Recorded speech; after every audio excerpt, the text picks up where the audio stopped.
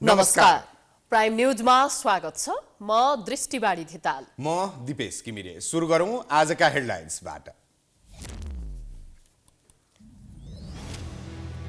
मन्त्रीमण्डल विस्तारको अन्तिम तयारीमा प्रधानमन्त्री। ओलीसँग सहमतिको संकेत। राष्ट्रपति र सभामुखबारे काङ्ग्रेससँग छलफल गर्ने।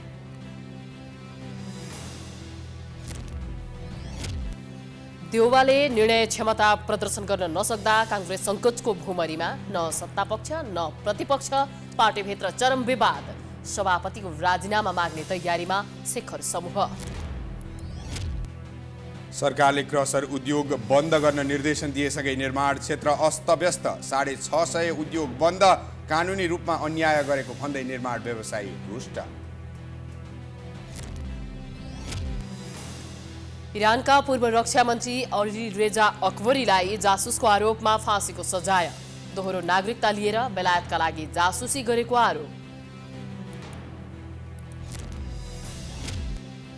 र राष्ट्रिय महिला तथा पुरुष क्लब भलिबल च्याम्पियनसिपको महिलातर्फ नेपाल पुलिस क्लब र न्यू डायमन्ड फाइनलमा प्रवेश।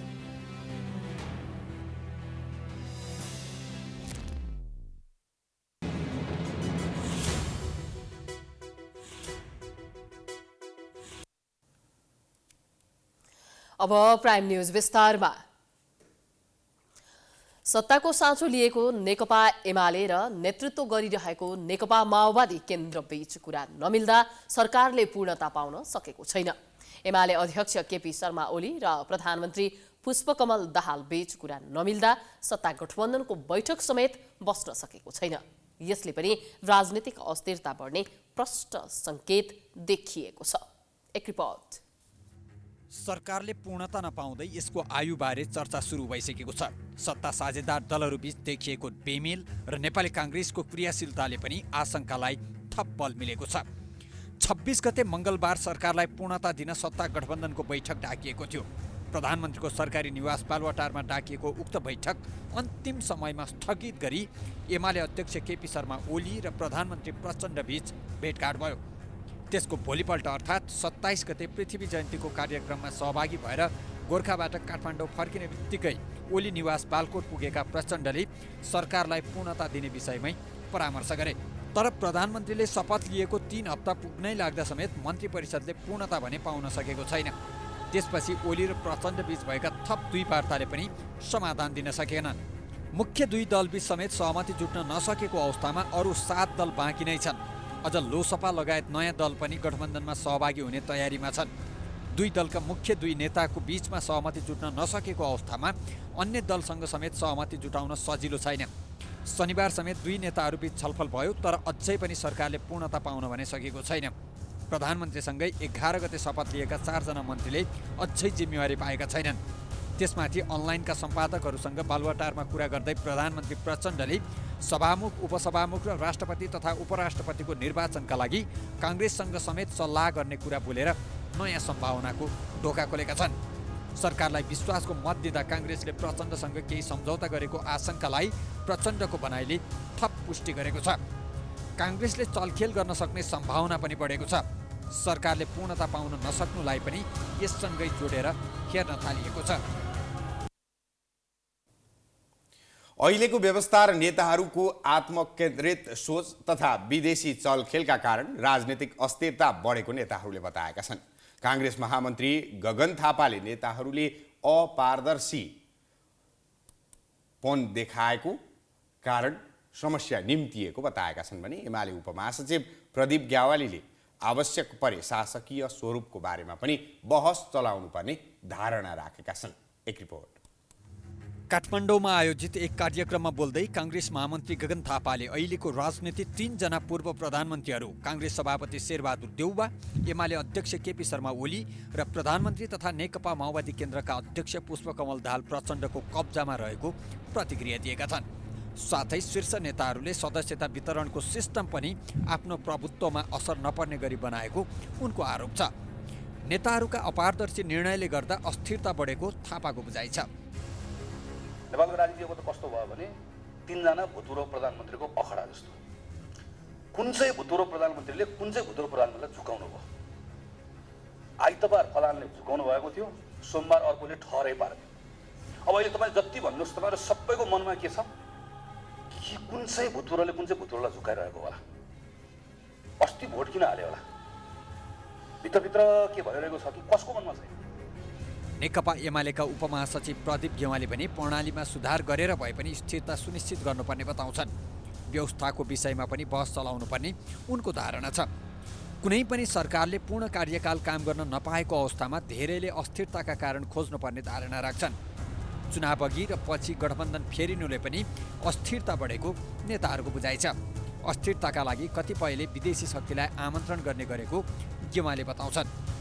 यो मिश्रित प्रणालीभित्र बलियो स्टेबल सरकार सम्भव छ कि छैन? यदि छैन भने हाम्रो अगाडि दुईटा मात्रै विकल्प हुन्छ, या त भरपर्दो पोलिटिकल अलायन्स या प्रणालीमा पुनर्विचार अनि टिकाउ खालको अलायन्सको माग गर्छ अहिलेको हाम्रो राजनीतिक प्रणालीले स्थायित्वको निम्ति। तर हामी कहाँ निर्वाचन पूर्व बनाइएका अलायन्सहरू नटिक्ने र निर्वाचन लगत्तै त्यसले बेग्लै कोर्स लिने यो खालको स्थिति बने। राजनीति चरम अस्थिरताबाट गुज्रिएको अवस्थामा अहिलेको सरकारले पनि पूर्ण कार्यकाल काम गर्न पाउनेमा विभिन्न कोणबाट शङ्का व्यक्त गरिँदैछ। त्यसमाथि प्रतिपक्षमा रहेको काङ्ग्रेसले सरकारलाई विश्वासको मत दिएर ती आशंकाहरूलाई थप बल दिएको छ।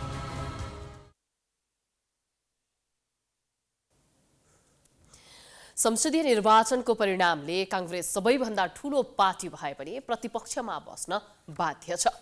आफ्नै हटका कारण काङ्ग्रेसले राष्ट्र प्रमुखदेखि मुख्यमन्त्री लगायत राजकीय पद गुमाएपछि सभापति शेरबहादुर देउबा रक्षात्मक अवस्थामा पुगेका छन्। इतर समूहले देउबालाई पदच्युत गर्न विशेष महाधिवेशनका लागि दबाब बढाउँदै लाने रणनीतिमा छ। एक रिपोर्ट।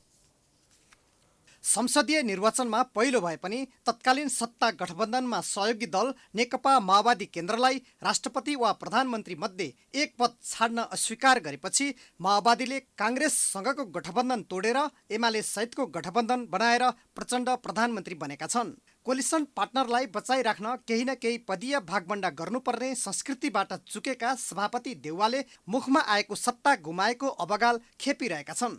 उनीमाथि सत्ता गुम्नुको सम्पूर्ण दोष संस्थापन समूहले लिनुपर्ने इतर समूहको दाबी छ। सभापति देउवाले समयको पदचापलाई बुझ्न नसक्दा र विचार विमर्श विश्लेषण र समीक्षा नगरी आफ्ना निकटका ज्ञानेन्द्र बहादुर कार्की, डाक्टर प्रकाश शरण महत, पत्नी आराजु राणा देउवा लगायतको भर पर्दा सत्ता गुमाउन बाध्य भएको बताइन्छ। देउवाको हठ र उनको समूहकै कारण काङ्ग्रेसले सत्ता गुमाएको इतर समूहको ठहर छ। संस्थापन इतर समूहले यसैलाई मुद्दा बनाएर संस्थापनकै कारण ठूलो पार्टी भए पनि सत्ता गुमाएको आरोपसहित देउवालाई पदच्युत गर्न विशेष महाधिवेशनका लागि दबाब बढाउँदै लाने रणनीतिमा छ। संस्थापन इतरले पार्टीलाई बचाउन नवीन नेतृत्वको आवश्यक महसुस भइसकेको बताएको छ। नवीन नेतृत्वको पनि खोजी भइरहेछ होइन। अब नयाँ ढङ्गले जानुपर्छ भन्ने पनि छ। त्यो जुन कुराको सङ्केत गरिरहेछ त्यसलाई हामीले बुझ्नुपर्छ अनि बल्ल यो नैराश्यतामा एउटा आशाको किरण जाग्छ। सभापति देउवाले प्रधानमन्त्री प्रचण्डले विश्वासको मत लिने दिन पुस 26 गते केही नेताहरूको नोट अफ डिसेन्टका बीच प्रधानमन्त्री प्रचण्डलाई विश्वासको मत दिएर विवादास्पद निर्णय गरेका छन्। नियतिले सशक्त प्रतिपक्षको भूमिका निर्वाह गर्न पुगेको काङ्ग्रेसलाई सशर्त प्रधानमन्त्री प्रचण्डलाई विश्वासको मत दिएर अर्को गल्ती गरेको पनि संस्थापन इतर समूहको भनाइ छ। तर अझै पनि देउवाको अर्जुन दृष्टि राष्ट्रपति र सभामुख मध्ये एक पद लिने चाहनाका कारण प्रचण्डलाई विश्वासको मत दिएको भन्नेहरू पनि छन्। विगतमा सरकार सञ्चालनमा असफल रहेको आरोप खेप्दै आएका देउवाले पार्टी सञ्चालनमा समेत व्यवस्था गर्दै आएको आरोप लाग्ने गरेको छ।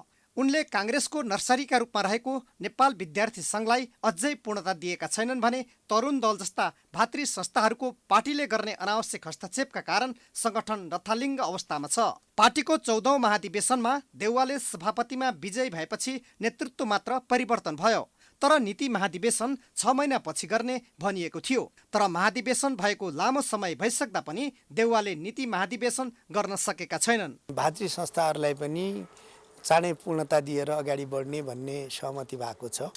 तदनुरूप अब भातृ संस्थाहरू पनि चाँडै पूर्णता पाउँछन्। नीति महाधिवेशन गर्ने भन्ने हाम्रो सहमति अथवा सल्लाह त पहिला महाधिवेशन भएकै बेला 1 वर्ष पहिला भएकै हो होइन, तर अब नीति महाधिवेशन कहिले गर्ने के गर्ने भन्ने टुङ्गो लागेको छ। पार्टीको केन्द्रीय समितिमा 82.27% र संसदीय दलमा 71.91% बहुमतसहित शक्तिशाली सभापति बनेका देउवाले पार्टीभित्रै रक्षात्मक अवस्थामा पुग्नुमा उनले समयको पच्चापलाई बुझ्न नसक्दा र विचार विमर्श विश्लेषण र समीक्षा नगरी आफ्ना निकटकालाई धेरै विश्वास गर्दा सत्ता गुम्न पुगेको भन्नेहरू पनि छन्, जसका कारण नेता तथा कार्यकर्तामा निराशा छाएको छ।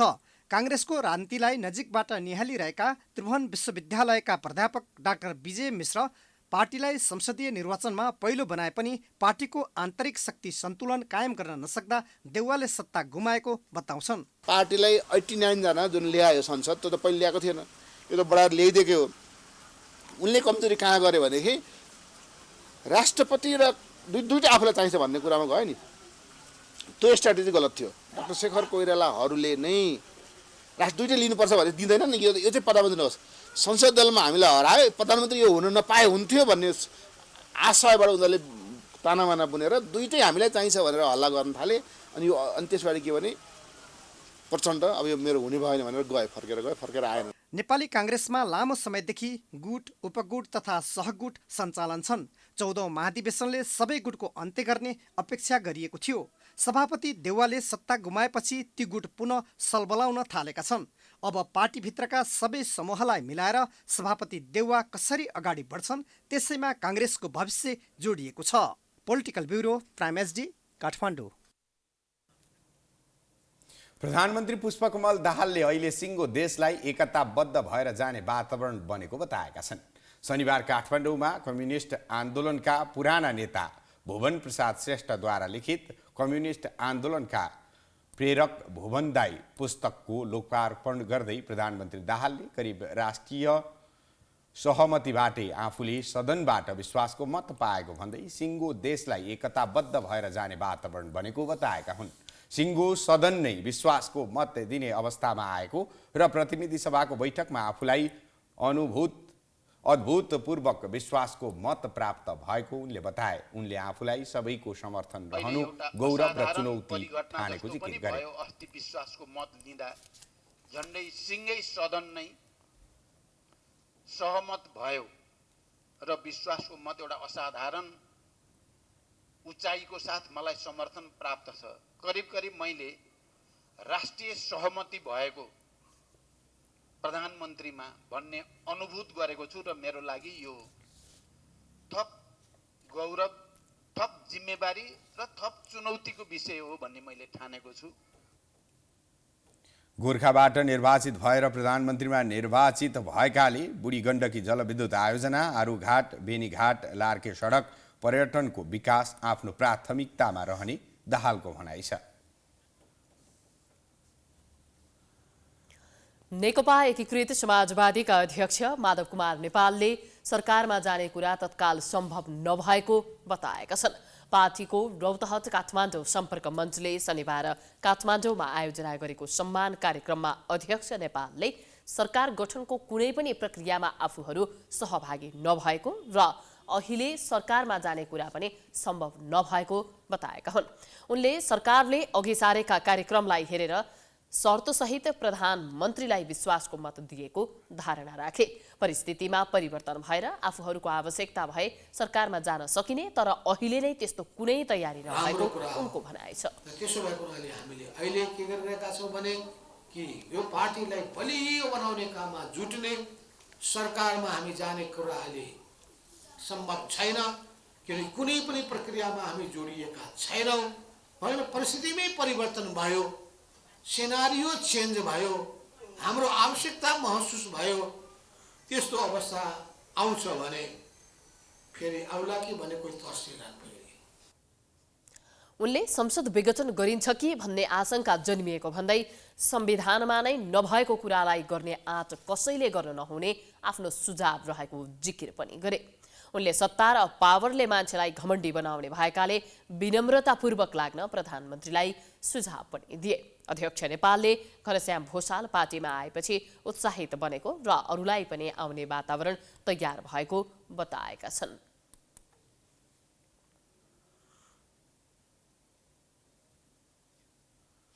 नेकपा एमालेका सचिव रघुवीर महासेठले काङ्ग्रेस अब राजनीतिक, संवैधानिक र नैतिक रूपमा प्रतिपक्ष दल नभएको बताएका छन्। रिपोर्टर्स क्लब नेपालले शनिबार काठमाडौँमा गरेको साक्षात्कार कार्यक्रममा महासेठले प्रधानमन्त्रीलाई विश्वासको मत दिएसँगै काङ्ग्रेस अब प्रतिपक्षी दल नभएको बताएका हुन्। नेता महासेठले एमालेको प्रयास र माओवादी केन्द्रको समर्थनमा मुलुकलाई काङ्ग्रेसको चङ्गुल र दलदलबाट बाहिर ल्याउन सफल भएको पनि दावी गरे।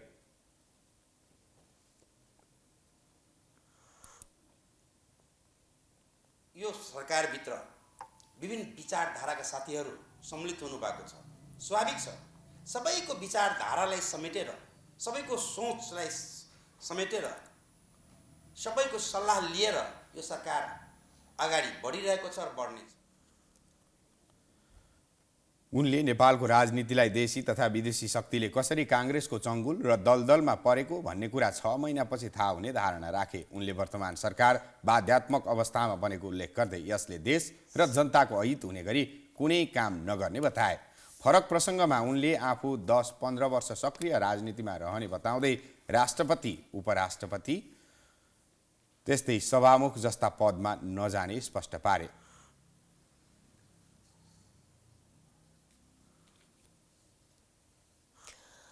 सरकारले क्रसर उद्योग बन्द गर्न निर्देशन दिएसँगै त्यसको असर निर्माण क्षेत्रमा देखिएको छ। क्रसर उद्योगप्रति कठोर बनेको सरकारले नदीजन्य पदार्थको अवैध उत्खनन, दोहन र राजस्व चुहावट नियन्त्रण गर्न कडा कानुन पनि ल्याउने भएको छ। सरकारको यी कदमप्रति निर्माण व्यवसायीले आलोचना गर्न थालेका छन्। एक रिपोर्ट। सरकारले बनाएका विभिन्न कानुन र नियमलाई मिच्दै सञ्चालनमा रहेका क्रसर उद्योगहरू सरकारको पछिल्लो निर्देशनपछि धमाधम बन्द हुन थालेका छन्। पछिल्लो समय पुस 20 गते गृह मन्त्रालयले देशभरका अवैध क्रसर बन्द गराउन 77 वटै जिल्ला प्रशासन कार्यालयलाई निर्देशन दिएको थियो, जसका कारण 650 उद्योग बन्द भइसकेका छन्। विगतमा पनि यस्तै आदेशका भरमा बन्द गरिएका क्रसर मिलेमतोमा पुनः सञ्चालन भएका थिए, तर यो पटक भने सरकारले अवैध क्रसर बन्द गराउन दीर्घकालीन नीति लिने भएको छ। त्यसो त सर्वोच्च अदालतले गत साउन 9 गते सरकारलाई आदेश दिँदै प्राकृतिक स्रोत साधन दोहनलाई कानुन बनाएर नियन्त्रण गर्न भनेको थियो, तर त्यसको कार्यान्वयन गर्न भने सरकार चुकेको थियो। तर अदालतकै अवहेलना हुने भएका कारण सरकारले कानुनको मस्यौदा तयार गरेको हो। सरकारले बिना दर्ता, बिना नवीकरण र तोकिएका शर्त तथा बन्देज विपरीत खोलिएका क्रसरका सञ्चालकलाई फौजदारी अपराधमा कारवाही गर्न सकिने प्रावधानसहित संघीय मामिला तथा सामान्य प्रशासन मन्त्रालयले पहिलो पटक कानुनको मस्यौदा तयार गरेको हो। मस्यौदालाई अर्थ मन्त्रालय पठाइएको छ। मस्यौदामा पहिचान भएका वा सिमाना निर्धारण गरिएको क्षेत्रभन्दा बाहिर निर्माणमुखी खनिज पदार्थको उत्खनन र सङ्कलन गरिए क्रसर सञ्चालकलाई 5 वर्षसम्म कैद वा 10 लाख रुपियाँसम्म जरिवाना वा दुवै सजाय हुने व्यवस्था छ। यो व्यवस्था लागू गर्ने तयारी भएसँगै व्यवसायीहरूले सरकारको गलत कदमको रूपमा अर्थ्याएका छन्। अब यो हरेक व्यवसायलाई फौजदारी अभियोग लगाएर व्यवसायले व्यवसाय गर्ने कि व्यवसाय गर्ने वातावरण बनाउने कि एकातिर सरकारले भनेको छ उपयुक्त वातावरण बनाउँछु, सुशासन कायम गर्छु, एकदम एफडिआईलाई चाहिँ एकदम सहज हिसाबले लगानी मैत्री वातावरण बनाउँछु भनेको छ। यसरी फौजदारी अभियोग कायम गरेर लगानी मैत्री वातावरण हुन्छ कि लगानीलाई चाहिँ निरुत्साहित गर्ने वातावरण हुन्छ। अहिले देशभर 6000 भन्दा धेरै क्रसर उद्योग सञ्चालनमा छन्, जसमध्ये धेरैजसो उद्योग बिना दर्ता चलेका छन्। ती उद्योगले वातावरणीय प्रभाव मूल्याङ्कन नगरी अवैज्ञानिक ढङ्गले नदीजन्य पदार्थ उत्खनन गर्दै आएका छन्। नदी दोहनका कारण वातावरणमा प्रतिकूल प्रभाव परिरहेको छ भने नदी किनार नजिकका बस्ती पनि जोखिममा परेका छन्। अवैध रूपमा सञ्चालनमा रहेका उद्योगहरू सरकारले बन्द गराउन सकिरहेको थिएन। यही कारणले गर्दा सरकार कानुन बनाउने बाटोमा अगाडि बढेको हो। तर निर्माण व्यवसायले भने सरकारको यो नीतिका कारण निर्माण सामग्री महँगोमा खरिद गर्नुपर्ने बाध्यता भएको बताउँछन्। उनीहरूले क्रसर उद्योगलाई सीमा निर्धारण गर्ने भन्दा पनि क्रसर उद्योग सञ्चालन गर्न सकिने क्षेत्रहरू तोक्नुपर्ने सुझाव दिएका छन्। सरकारले ठिक छ वातावरणीय प्रभाव मूल्याङ्कन हेरेर अरू नोक्सानीहरू हेरेर त्यसलाई अध्ययन गरेर त्यसपछि अनि क्रसर जोनहरू तय गर्नु पर्यो। यस ठाउँमा यहाँ क्रसर राख्ने हेर्नु मापदण्ड बनाउने कि यो ठाउँमा चाहिँ क्रसर राख्न सकिन्छ भनेर यसलाई वैज्ञानिक पनि हुनु पर्यो र व्यावहारिक पनि हुनु पर्यो। नेपालभरि एउटै मापदण्ड चाहिँ उपयुक्त हुँदैन। हिमालमा गर्ने मापदण्ड छुट्टै हुनुपर्छ, पहाडमा छुट्टै हुनुपर्छ, तराईमा छुट्टै हुनुपर्छ।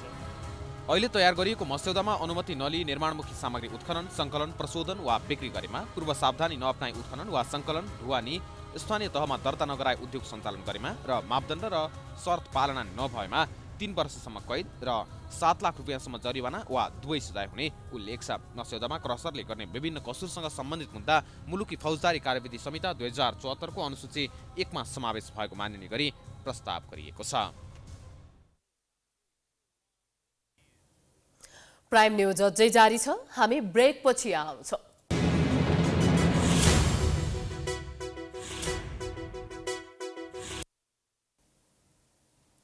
ब्रेकपछि स्वागत छ। अब बाँकी न्यूज। उपप्रधान एवं गृहमन्त्री रवि लामिछानेले निर्मला कुर्मीका लागि न्याय माग्दै धरनामा बसिरहेका महिला अधिकार कर्मीहरूलाई घर फर्किन आग्रह गरेका छन्।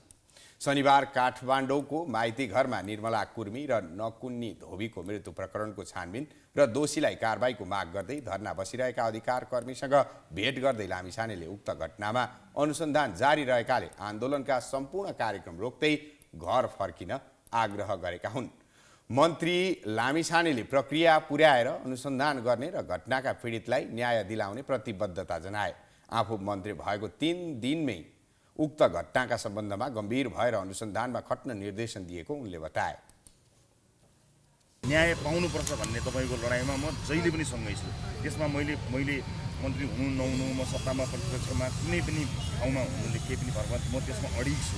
मन्त्री नियुक्त भएको 3 दिनपछि नै म भन्छु नि 3 दिनपछि नै त्यस पछाडि पनि मैले तपाईँसँग कुराकानी म निरन्तर संवादमा छु र मैले यो पनि बताएको छु कि सिआइबीलाई थप जानकारी पनि चाहिन्छ होला। अहिलेसम्म उहाँले गरेको अनुसन्धान सही ढङ्गमा नगएको जस्तो तपाईँलाई पो लाग्छ कि, अथवा तपाईँहरूबाट अनुसन्धानमा मद्दत हुने कुनै इभिडेन्सहरू पाउन सकिन्छ कि एकपटक त्यसको लागि पनि मद्दत गर्नु होला भनेर मैले यहाँलाई पनि अनुरोध गरेको छु। सुक्रममा अधिकार कर्मी रुबी खानले पटक पटकको आश्वासनपछि पनि न्याय नपाएकाले काठमाडौँ केन्द्रित आन्दोलन गर्नु परेको र न्याय नपाएसम्म घर फर्कन नसक्ने बताए। उनले आफूहरू सरकारलाई अनुसन्धानमा सहयोग गर्न तयार रहेको तर दोषीलाई कारबाहीको दायरामा ल्याएरै छाड्नुपर्ने बताए।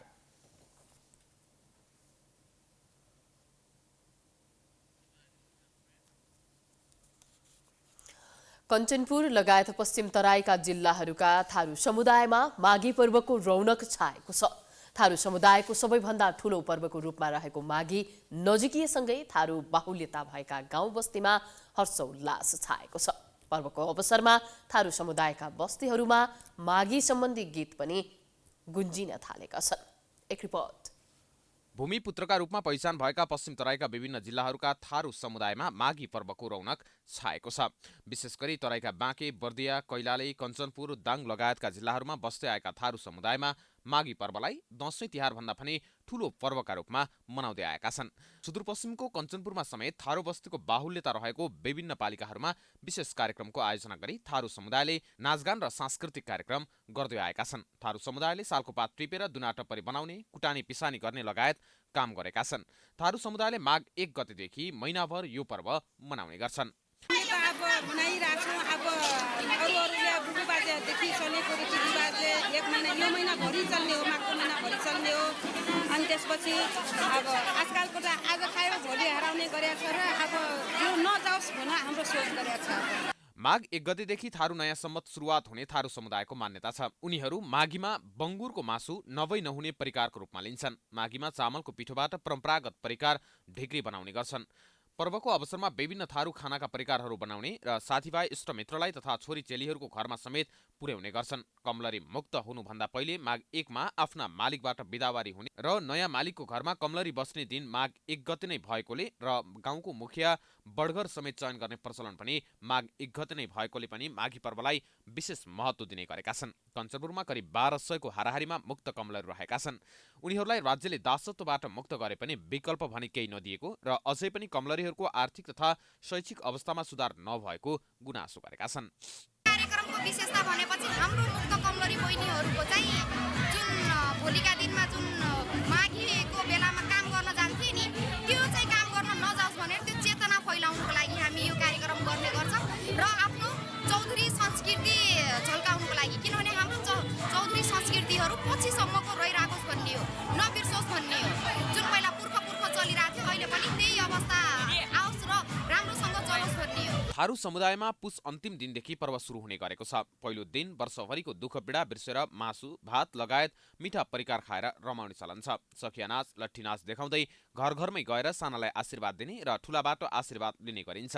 माघ 1 गतेका दिन सबेरै उठेर नजिकैको नदी, तलाउमा नुहाएर पूजापाठ गर्ने प्रचलन छ। तर पछिल्लो समय पुस्तान्तरण नहुँदा कतिपय पर्वहरू लोप हुने खतरामा पुगेका छन्। स्थानीय तहहरूले समेत थारू समुदायको पर्वलाई जगेर्ना गर्न चासो दिएका छन्। 5 वर्षभित्र सबै अरू दलहरूसँग नेकपा एमाले अरू अन्य दलहरूसँग पनि मिलेर उहाँको समाधान कसरी गर्ने भन्ने गर्नेछु। यो अव्यवस्थित लोकसभा छ, यसलाई कसरी व्यवस्था सुरु गर्ने भन्ने पनि मसँग एउटा तथ्य पाइन्छ। म सबै दलहरूका साथलाई सर्वदलीय दलहरूलाई राखेर तपाईँहरूको यसलाई सुन्दर हिमदत्त बनाउने र तपाईँहरूको व्यवस्थापन गर्ने म प्रतिबद्धताका साथ कमलकी बहिनीहरूलाई धन्यवाद दिँदै बिदा हुन्छु। धन्यवाद। धार्मिक र सामाजिक महत्त्व बोकेको माघी थारू समुदायका मुक्त कमयका लागि मुक्तिको पर्व पनि हो। माघी मनाउन विदेश रहेका व्यक्ति पनि घर फर्कने गर्छन्। समाजमा भाइचारा र जातीय सहिष्णुता जगाइराख्न र समुदायको पर्वलाई जगेर्ना गर्न राज्यले समेत विशेष चासो दिनुपर्ने थारू समुदायका अगुवाहरूको भनाइ छ। प्राइम टेलिभिजनका लागि कञ्चनपुरबाट डिल्लीराज पन्तको रिपोर्ट। पवित्र तीर्थस्थल देवघाटको बेनीमा आज बिहान बाँसको लिङ्गो गाडेर माघे सङ्क्रान्ति मेलाको शुभारम्भ गरिएको छ। गलेश्वर आश्रमका पीठाधीश अनन्तश्री विभूषित आत्मा नन्दगिरी, हरिहर आश्रमका पीठाधीश 1008 स्वामी ज्ञानानन्द, महेश सन्यास आश्रमका पीठाधीश 1008 स्वामी रमणानन्द महाराज सहित सन्त महन्त बटुक लगायत स्थानीय व्यक्तिको उपस्थितिमा बाँसको लिङ्गो ठडियाइएको हो। यसअघि गलेश्वर आश्रममा भेला भएर विधिपूर्वक लिङ्गोसहित शोभायात्रा बेनीमा पुगेको थियो। सो अवसरमा देवघाट क्षेत्र विकास समितिका अध्यक्ष बद्री अधिकारी, सदस्य नवराज ढकाल लगायतको सहभागिता रहेको थियो। यसअघि चितवन, तनहुँ र नवलपरासीको सङ्गम स्थल देवघाटमा माघे सङ्क्रान्ति मेला सुरु भएको छ। देवघाट क्षेत्र विकास समितिका अध्यक्ष अधिकारीका अनुसार यस वर्ष विधिपूर्वक मेलाको शुभारम्भ गरिएसँगै बाहिरबाट भक्तजन आउने क्रम सुरु भएको छ। कोरोना महामारीका कारण विगत 3 वर्ष मेला रोकिएको थियो। माघे सङ्क्रान्ति मेला भर्न 5 लाख भक्तजन आउने अनुमान समितिले गरेको छ। मेला भर्न आउनेका लागि प्रवेशद्वार रामनगरमा र बाहिरिने 8 टारीबाट बनाइएको छ। माघे सङ्क्रान्ति मेलाको अवसरमा आज र भोलि नारायणगढ मुगलिङ सडक खण्ड नरोकिने प्रशासनले जानकारी गराएको छ। पुल निर्माणका लागि भित्तो काट्ने काम भइरहेकाले पुस 5 गतेदेखि दिउँसोमा सवारी रोकी काम गरिँदै आइएको थियो। सङ्क्रान्ति मेलाका लागि सडक नरोकिने भएको हो। शास्त्र अनुसार सौरमासको हिसाबले माघे सङ्क्रान्तिदेखि सूर्य धनु राशिबाट मकर राशिमा प्रवेश गर्ने हुनाले यसलाई मकर सङ्क्रान्ति पनि भनिन्छ। भविष्य पुराण, विष्णु वचन र धर्म सिन्धु नामक ग्रन्थमा यस दिन पवित्र तीर्थस्थलमा स्नान गरी घिउ, चाकु, तिलको लड्डु, सागपात, तरुल, वस्त्र, पानीको भाँडो र मक्कलसहित सिधा दान गरेमा विशेष फल प्राप्त हुने र उक्त पदार्थ आफूले खाएमा शरीर पोषिलो हुनुका साथै निरोगी भइने विश्वास रहेको छ।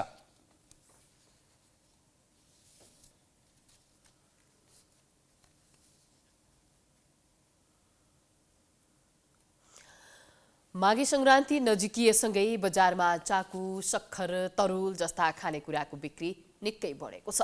माघे सङ्क्रान्तिमा विभिन्न मठ मन्दिरमा पूजाआजा गरी घिउ, चाकु, तिलको लड्डु, तरुल जस्ता खानेकुरा खाने चलन छ। यस्ता खानेकुराले शरीरमा न्यानोपन बढाउने विश्वास गरिन्छ। पर्व नजिकिएसँगै तरुल बेच्न बसेका व्यापारीहरू निकै उत्साहित देखिन्छन्। एक रिपोर्ट। विभिन्न धर्म र संस्कृति मान्ने समुदायले माघीलाई आफ्नै तरिकाले मनाउने गर्छन्। त्यस्तै माघे सङ्क्रान्तिका दिन नेपालभरि नै घिउ, चाकु, तिलको लड्डु, तरुल खाएर मनाउने गरिन्छ। माघे सङ्क्रान्ति नजिकैसँगै बजारमा चाकु तथा तरुलको व्यापार बढेको छ। जाडो मौसम तरुल खाने मौसम पनि भएको र पर्व विशेष भएकोले हप्ता दिन अगाडिबाटै यसको व्यापार सुरु भइसकेको छ। जाडोको समयमा वा पर्व विशेषमा खाइने तरुलको आफ्नै विशेषता रहेको छ।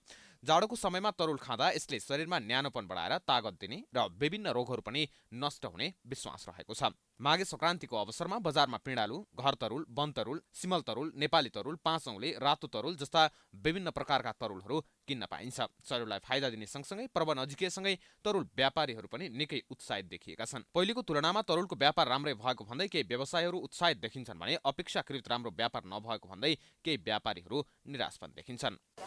अब यो व्यापारको हिसाबले चाहिँ अब पहिला चाहिँ अस्ति नै चाहिँ अलिक निराशाजनक थियो यो 2-3 दिन अगाडि चाहिँ अब अहिले चाहिँ सन्तोषजनक छ भन्नुपर्छ। अब यसमा ग्राहकहरू एकदम उत्साहजनकले आइरहेको छ होइन। अब आजभन्दा भोलि अझै बढ्ने सम्भावना बढी छ। व्यापार ठिकै छ। अब माघे सङ्क्रान्तिमा धेरै बिक्ने भने धेरै खोज्ने भने तरुलहरू पिँडालुहरू हो नेपालीहरूले। व्यापारहरू ठिकै छ। अहिले अब अलिक पिकअप लिइरहेको छ अहिले हेर्दाखेरि। पोहोरको तुलनामा गर्दाखेरि अहिले धेरै कम छ यो पालि होइन। अब व्यापार पनि त्यति छैन भने भयो। तरुल पनि खासै पहिला जस्तो यो पालि आएको पनि छैन। अब तरुलको बिक्री वितरण भनेको खासै गत सालको तुलनामा चाहिँ अलिक त्यसरी बिक्री छैन। अब मूल्यमा भन्यो भने मूल्य पनि त्यसरी गत सालको तुलनामा त्यसरी घटबड पनि होइन। मूल्य पहिलेको भन्दा बढेको छ हामीले खरिद गर्दा चाहिँ, अनि तर व्यापार चाहिँ छैन, खरिदमा चाहिँ बढेको छ। खासै त त्यति हामी बेच्न सकिन्न, गाडीमा हालेर बेच्न सकिन्न। कोही साथीभाइहरूलाई मगाएर यसो तपाईँलाई अब हालसम्म आजको दिनसम्म आइपुग्दाखेरि मैले त्यही 15-20 कुन्टल जति बेच्छु, 30 कुन्टल जति बेच्छु होला। महँगी आकाशिएको बेला स्वभावैले तरुल पनि महँगिएको छ। धेरैजसो नेपालमै उत्पादित तरुल बजारमा देखिए पनि केही बाहिरबाट आयात समेत हुने गरेको छ। पश्चिम नवलपरासी स्थित नारायणी नदीमा निर्माणाधीन झोलुङ्गे पुल अलपत्र परेको छ। पुल समयमा निर्माण नहुँदा नारायणी नदी पारी सुस्तावासीहरू जोखिम मोलेर नदी वारपार गर्न बाध्य छन्। झोलुङ्गे पुल निर्माण गर्न सुरु गरेको 7 वर्षसम्म पनि पुलले पूर्णता नपाउँदा यस क्षेत्रका स्थानीयहरू चिन्तित बनेका छन्। एक रिपोर्ट। पश्चिम नवलपरासी स्थित नारायणी नदीमा 7 वर्षदेखि निर्माणाधीन झुलुङ्गे पुलले पूर्णता नपाउँदा सुस्तावासी समस्यामा परेका छन्। समयमा पुल नबन्दा सुस्तावासीहरू वडा कार्यालय, गाउँपालिका कार्यालय र सदरमुकाम जानका लागि जोखिम मोलेर नदी वारपार गर्न बाध्य छन्। सरकारले 7 वर्ष पहिले 2072 सालमा झुलुङ्गे पुलको आयोजना दिए पनि ठेकेदारको चरम लापरवाहीका कारण पुल निर्माणको काम अलपत्र परेको छ। समयमा पुल निर्माण नहुँदा त्यस क्षेत्रका स्थानीयहरू चिन्तित भएका छन्। 2070 सालदेखि नै बनिरहेको हुँदा हाल 10 वर्ष पुग्न लाग्यो। अहिलेसम्म निर्माणाधीन रहेको झुलुङ्गे पुल कहिले बन्ला त? सुस्तावासी लास्टै समस्या भोगिरहेछन् आवत जावत गर्नको लागि। हिउँदको समयमा जसोतसो डुङ्गाको यात्राबाट नदी वारपार गरे पनि वर्षाको समयमा भने वारपार गर्न निकै कठिन हुने गरेको छ। समयमा पुल निर्माण नहुँदा बिरामीहरू, गर्भवती महिला र विद्यार्थीहरूलाई पढ्न जान आउन समस्या हुने गरेको छ। पुल नहुँदाखेरि तपाईँको त्यहाँका विद्यार्थीहरू पढ्नको लागि समस्या परिरहेको छ। तपाईँको त्यहाँ मान्छे कोही बिरामी पर्दा इमर्जेन्सी केसहरू डेलिभरी त्यहाँ सर्पको टोकाइबाट त्यो जुन उपचार पाउने हो त्यो समयमा उपचार पनि नपाउँदा मान्छे त्यहाँ कति मान्छे मरेको पनि अवस्था हुन्छ। यता सुस्ता गाउँपालिकाले ठेकेदारलाई बारम्बार काम सम्पन्नका लागि ताकेता गरेको जनाएको छ। अहिले पुलमा लट्ठा तान्ने काम भएको र यही गतिमा ठेकेदारले निर्माण कार्यलाई अगाडि बढाए 1 वर्षभित्रै झुलुङ्गे पुल निर्माण हुने सुस्ता गाउँपालिकाले जनाएको छ। लाग्छ यही गतिले काम गर्यो भने 1 सालभित्रमा पुल तयार हुन्छ। हामीले छिटो गरिदिनु पर्यो भनेर ताकेता पनि गरिरहेछौँ। त्यो पुल तयार नहुँदा सुस्तावासीलाई अथवा सुस्ता हेर्न जाने अथवा हामी प्रतिनिधिलाई समेत अलिक दुःख भएको छ। पुल भइदियो भने आफ्नो मतदाता कहाँ जान, त्यो गाउँमा जान हामीलाई पनि सुविधा सजिलो हुन्थ्यो। 2074 सालमा सम्पन्न गर्ने गरी 27 करोड लागतमा त्रिशुली आर्सोय जेबी कन्स्ट्रक्सन कम्पनीले पुल निर्माणको ठेक्का लिएको थियो। निर्माण हुने पुल 1571 मिटर लम्बाइ र 1.5 मिटर चौडाइ रहनेछ। पुल निर्माणले समयमा पूर्णता नपाउँदा सुस्ता क्षेत्रका स्थानीय आक्रोशित समेत भएका छन्। प्राइम एसडी का लागि पश्चिम नवलपरासीबाट रमेश कुमार भुसालको रिपोर्ट। प्राइम न्यूज जारी छ, हामी ब्रेक पछि आउँछौँ।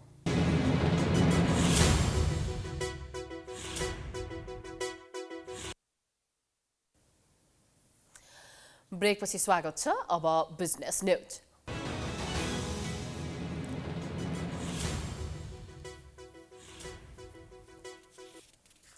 नेपाल बीमा प्राधिकरणबाट इजाजत प्राप्त संस्था अजोड इन्स्योरेन्स लिमिटेडको 5औं वार्षिक साधारण सभा सम्पन्न भएको छ। नेपाली बजारमा स्थापना भएको अजोड इन्स्योरेन्स लिमिटेडको 5औं वार्षिक साधारण सभाको अवसरमा बोल्दै त्यस संस्थाका प्रमुख कार्यकारी अधिकृतले स्थापना भएको दिनदेखि नै आजका दिनसम्म आइपुग्दा छोटो समयमै ग्राहकमाझ लोकप्रियता हासिल गरेको बताएका छन्। यस कम्पनीले सञ्जालको छोटो अवधिमा नै नेपालको पूर्व मेचीदेखि पश्चिम महाकालीसम्म तथा तराईदेखि पहाडसम्म आफ्नो बिमा सेवालाई विस्तार गर्न सक्षम भएको छ। यस अजोड इन्सुरेन्स प्रणाली शान्तिको रूपसँगै सुरक्षाको सुरुवात भन्ने मूल नाराका साथ स्थापना भएको कम्पनी हो। यस बिमा कम्पनी 1 लाखभन्दा बढी ग्राहकसहित नेपाली बजारमा 10औं नम्बरमा रहेको छ।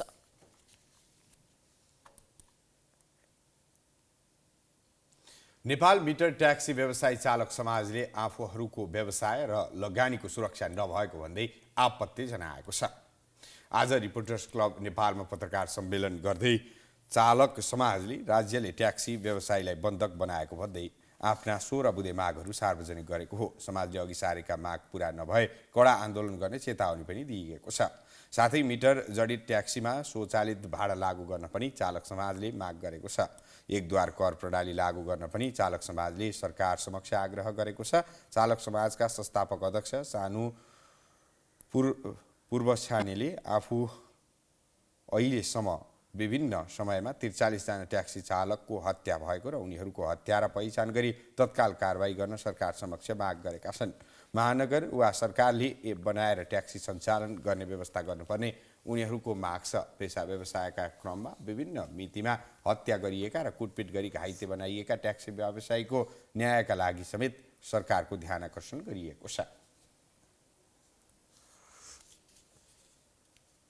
अब स्पोर्ट्स न्यूज।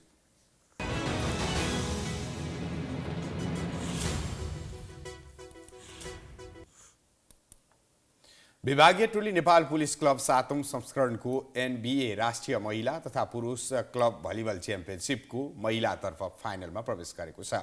त्रिपुरेश्वर स्थित राकेपको कबड हलमा शनिबार भएको पहिलो सेमिफाइनलमा एपीएफ क्लबलाई 3-2 को सेटमा हराएर पुलिस उपाधि नजिक पुगेको हो। रोमाञ्चक खेलको पहिलो सेट पुलिसले 25-15 ले जितेको थियो। दोस्रो सेट र तेस्रो सेट एपीएफले 25-17 र 25-21 ले जितेको थियो। चौथो सेट पुलिसले 25-21 ले जितेपछि खेल 5औं सेटमा पुगेको थियो। 5औं सेटमा पुलिसले 15-7 ले जित्दै खेल आफ्नो पक्षमा पारेको हो। त्यस्तै न्यू डायमन्ड स्पोर्ट्स क्लब पनि च्याम्पियनसिपको महिलातर्फ फाइनलमा प्रवेश गरेको छ। शनिबार भएको दोस्रो सेमिफाइनलमा त्रिभुवन आर्मी क्लबलाई 3-1 को सेटमा हराएर न्यू डायमन्ड उपाधि नजिक पुगेको हो। पहिलो सेट 17-25 ले गुमाएपछि न्यू डायमन्डले उत्कृष्ट पुनरागमन गरेको थियो। त्यसपछिका 3 सेट 25-19, 25-16 र 25-18 ले जित्दै न्यू डायमन्ड उपाधि नजिक पुगेको हो। अब न्यू डायमन्डले उपाधिका लागि नेपाल पुलिस क्लबसँग प्रतिस्पर्धा गर्नेछ। फाइनल खेल आइतबार हुनेछ। अब पुलिसले उपाधिका लागि आइतबार आर्मी र न्यू डायमन्ड बीचको विजेतासँग खेल्नेछ। च्याम्पियनसिपमा पुरुषतर्फ 14 र महिलातर्फ 8 टोली सहभागी रहेका छन्। च्याम्पियनसिपको महिला र पुरुष विजेताले नगद 4 लाख पाउनेछन्। त्यस्तै उपविजेताले 2 लाख र तेस्रो हुनेले 1 लाख पाउनेछन्।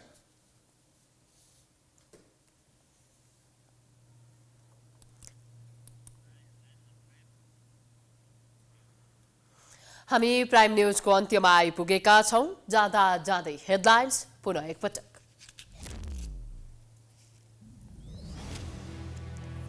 मन्त्रीमण्डल विस्तारको अन्तिम तयारीमा प्रधानमन्त्री, ओलीसँग सहमतिको संकेत। राष्ट्रपति र सभामुखबारे कांग्रेससँग छलफल गर्ने।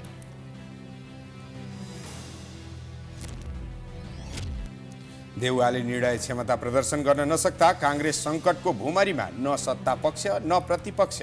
पार्टीभित्र चरम विवाद। सभापतिको राजीनामा माग्ने तयारीमा शेखर समूह।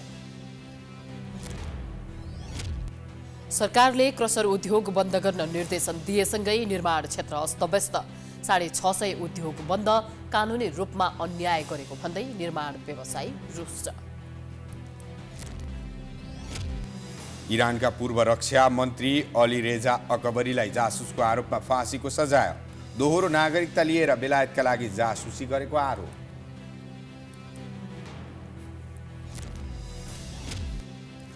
र राष्ट्रिय महिला तथा पुरुष क्लब भलिबल च्याम्पियनसिपको महिलातर्फ नेपाल पुलिस क्लब र न्यू डायमन्ड फाइनलमा प्रवेश।